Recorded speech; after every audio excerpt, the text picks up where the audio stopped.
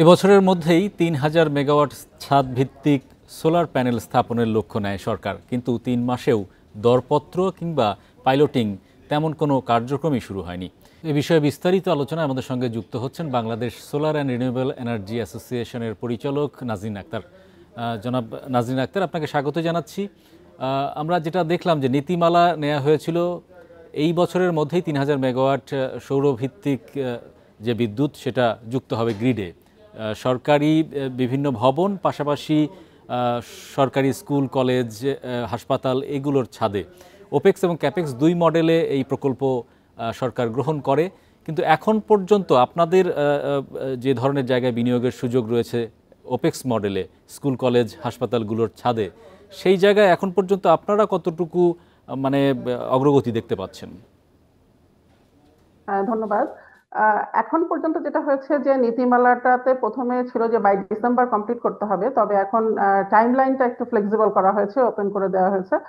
So এখানে তিনটা জিনিস আসলে খুব ইম্পর্টেন্ট। একটা হচ্ছে যে আপনার ইনভেস্টমেন্ট, দুই নম্বর হচ্ছে যে আমরা যেখানে প্রজেক্টগুলো করব সেখানে টেকনিক্যালি কতটা ভায়াবল হবে, আর তিন নম্বর হচ্ছে যে আমাদের উৎপাদিত বিদ্যুতের ইউটিলাইজেশনটা যেন 100% হয়। কারণ আমরা সবাই জানি যে আমাদের বিশেষ করে গ্রামে যে বিদ্যুতের কানেকশন সেটার কিন্তু আনস্টেবল। সো আনস্টেবল হওয়ার কারণে আমাদের সোলার থেকে যে বিদ্যুৎটা উৎপাদন হবে সেটা যে সম্পূর্ণ ব্যবহার যদি না হয় তাহলে কিন্তু লস অফ ইনভেস্টমেন্ট হবে।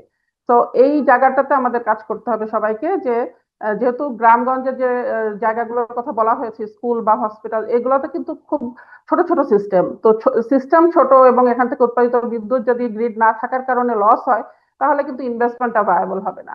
তো এই জায়গাগুলোতে আমাদের মনে হয় যারা পলিসি মেকার তাদেরকে একটু সুনজর দেওয়া দরকার, যে যাতে আমাদের প্রাইভেট সেক্টর ইনভেস্টমেন্টটা যাতে রিটার্নটা সঠিকভাবে আসতে পারে আর কি।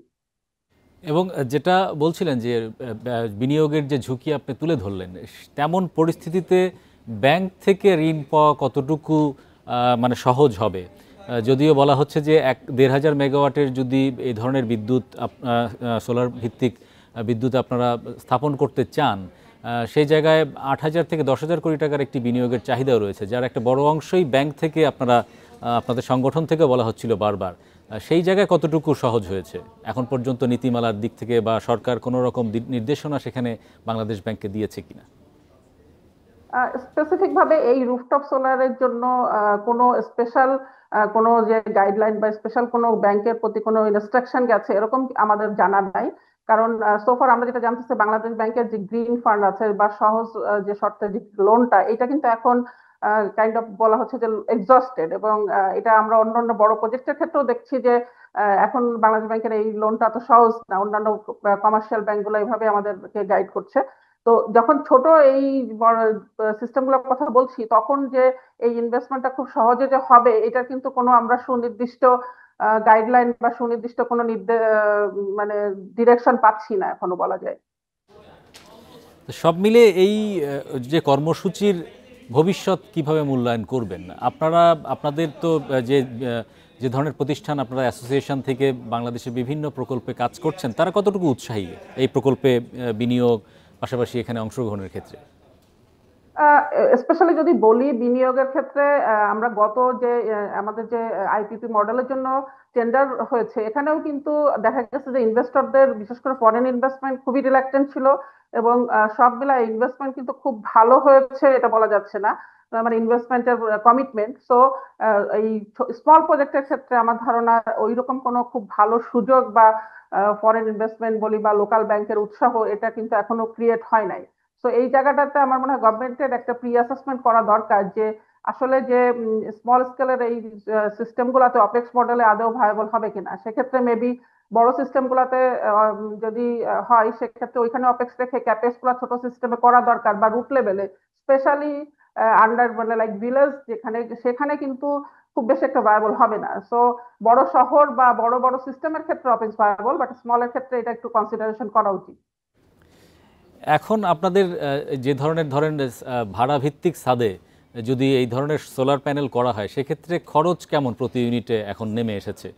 যেহেতু প্রযুক্তির উন্নয়ন হয়েছে, সোলারে বিভিন্ন পণ্যের দামও কমে গেছে।